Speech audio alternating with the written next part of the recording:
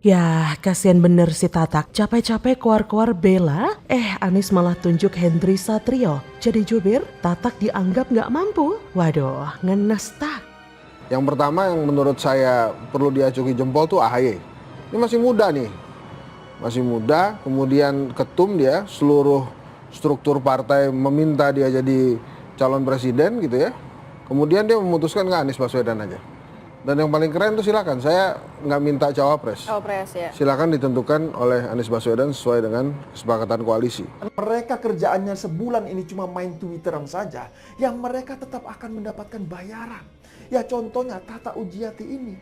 Dia setiap hari ini terlihat sibuk belain Anies Baswedan di Twitter. Pokoknya ya mau benar ataupun salah, Anies Baswedan ini wajib untuk dibela. Baca pres Anies Baswedan menunjuk pendiri kedai kopi Hendry Satrio atau Hensat sebagai juru bicaranya. Anies menunjuk langsung Hendry sebagai juru bicara pribadinya. Kata Hendry melalui pesan singkat Selasa 7 Maret, ia jadi juru bicara ABW Anies Baswedan. Ia menceritakan Anies menunjuknya sebagai juru bicara ketika ramai isu utang piutang. Mantan Gubernur DKI Jakarta itu meminta dirinya sebagai pihak yang menjelaskan ke publik. Sebelumnya, Hendry Satrio mengungkapkan apresiasi terhadap pertemuan Anies dan Ketum Demokrat Agus Harimurti Yudhoyono, Kamis 2 Maret 2023. Menurutnya, ini menunjukkan sikap AHY yang setia pada garis perubahan. Menurut Hensat, pertemuan antara Anies dengan AHY telah memberikan standar baru dalam pencapresan di Indonesia. Karena dalam pertemuan tersebut banyak membicarakan ide, gagasan, dan pokok pikiran untuk kemajuan Indonesia. Selain itu, keduanya saling menghargai dan menghormati. Loh. Tunggu sebentar, mengapa Anies memilih Hendry Satrio atau Hensat sebagai jubir capres resminya? Mengapa bukan Tatak Ujiati yang Anies pilih sebagai jubirnya? Apakah ini memang pertanda bahwa Tatak didepak oleh Anies? Kalau memang benar, Tatak uji nyali bisa patah hati karena tak dianggap.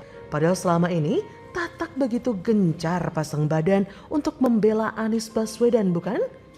Tatak selama ini bertugas menutup segala kekurangan Anies dan memolesnya agar Anies tampak berhasil dalam pekerjaan mengelola DKI. Tentunya agar jalan Anies dalam Pilpres 2024 menjadi lancar.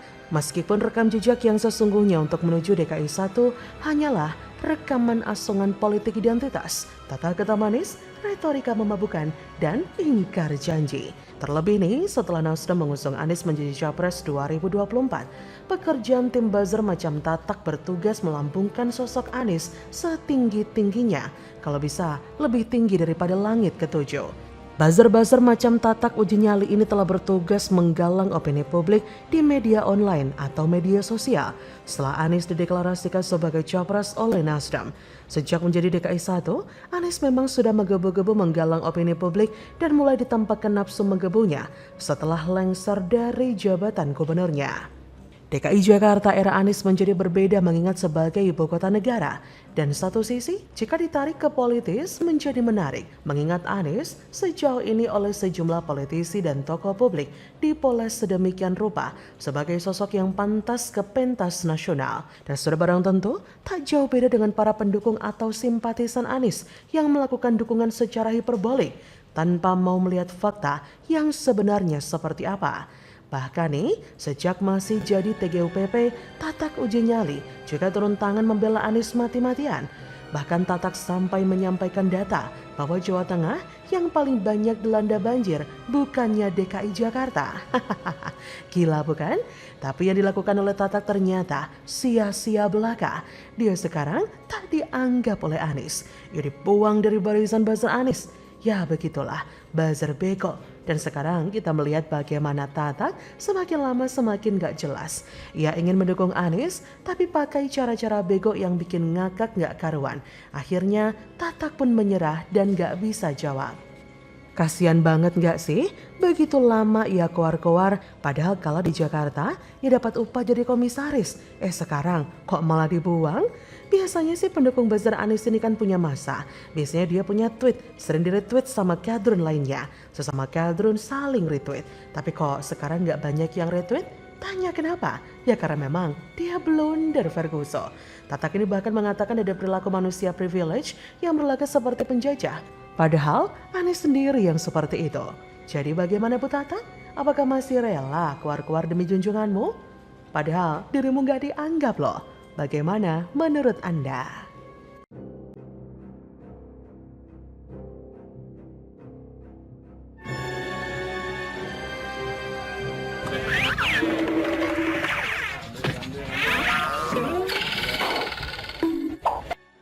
Alamak, kuda pun gak mau narik karena ada Anies di gerobaknya. Ditulis oleh Widodo SP dari laman siwar.com. Oke, kasih jalan bro.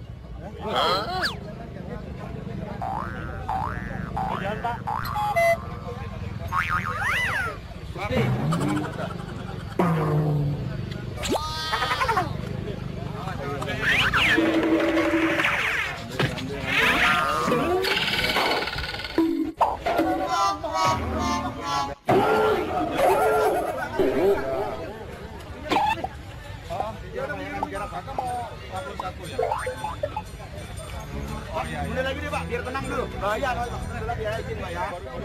Ini memang sangat menegangkan sih, yaitu ketika Anies Baswedan naik delman, yaitu menuju ke markas dari PKS tersebut. Ternyata kuda yang ditumpangi Anies Baswedan tidak maju, melainkan malah mundur. Nah ini bertanda apa ya ini? Padahal di situ ada 5 delman. Kok kebetulan yang ditunggangi oleh Anies Baswedan yang kudanya mendadak stres? Kenapa ya kira-kira ya? Ya biasanya sih kuda itu ya bisa merasakan lah aura-aura negatif. Banyak sekali tanda-tanda alam ya, kode-kode semesta. Apa Nasdem ini nggak ngelihat gitu ya? Kuda aja ngerti loh. Kuda ngerti loh. Dia tuh nggak mau jalan ke depan karena yang dibawa Anies. Ngerti dia itu. Punya perasaan, bisa merasakan vibrasi negatif dari seorang Anies gitu. Ini kenapa Nasdem nggak ngerti? Kenapa orang-orang masih ada yang mau dukung Anies? Ini kenapa gitu? Kalau kuda aja ngerti, kenapa kalian nggak ngerti? Ada peristiwa menggelikan terjadi ketika Anies Baswedan hendak menumpang andong untuk menuju ke acara deklarasi pencalonan bakal capres yang dilakukan Partai Keadilan Sejahtera. Kuda yang seharusnya menunaikan tugasnya dengan menarik gerobak yang dikaitkan dengan tali ke tubuhnya mendadak bergeming alias emoh bergerak sehingga sempat bikin suasana jadi awkward. Ada apakah gerangan sampai kuda pun enggan narik gerobak yang ada Aniesnya? Bagi sebagian orang tentu peristiwa ini bisa dibilang hanyalah kebetulan. Lawang mengendarai sepeda motor atau mobil saja kadangkala ada mogok atau macetnya. Apalagi ini kuda. Kalau sepeda motor akan diam saja ketika harus dituntun sesuai kehendak tuannya. Siapa yang bisa memaksa kuda berjalan atau berlari kalau kudanya sudah mengambil sikap dan memilih diam saja? Aduh doh, seorang Anies yang dikenal piawai berkata-kata, kali ini harus menerima kenyataan pahit ketika kuda yang berada persis di depannya memilih untuk diam. Mungkin kalau dia punya kemampuan berbicara bahasa kuda, kuda itu akan diajak bicara, diajak berdiskusi dan mungkin diberi janji manis kalau mau segera bergerak. Namun sayang, kuda itu memilih tidak bergerak. Mungkin dia merasa ada orang aneh duduk persis di belakangnya. Juga entah bagaimana mungkin kuda itu mengerti akan dijadikan alat politik dengan menuju ke kumpulan orang-orang partai yang dicitrakan sebagai partai agamis itu.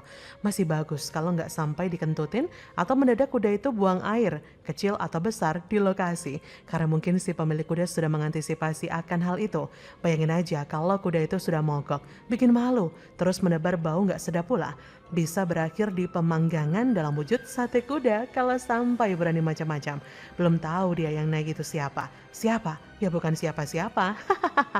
Jadi apakah peristiwa diamnya kuda itu sebagai pertanda alam bahwa karir politik Anies akan semakin suram? Lawang kuda saja mau menarik gerobak yang ada Aniesnya. Kok malah ada partai yang nekat mendukung urusan pencapresan yang ada Aniesnya. Namun setidaknya dengan diperjelasnya posisi PKS yang kini berada di barisan Anies, kita bersyukur bersyukur bahwa partai yang kadernya pernah terlibat korupsi daging sapi itu sudah membuat keputusan. Kini kita tinggal mengarahkan pandangan ke arah kubu yang tidak ada PKS-nya. Karena dimanapun PKS bersikap atau berpihak, niscaya sikap atau pilihan yang benar adalah sebaliknya. Kalau PKS milih Anies, kita milih yang lawan politiknya, yang mungkin dalam waktu dekat akan ada kejelasan, termasuk dari PDIP dan KIB. Begitulah kura-kura. Bagaimana menurut Anda?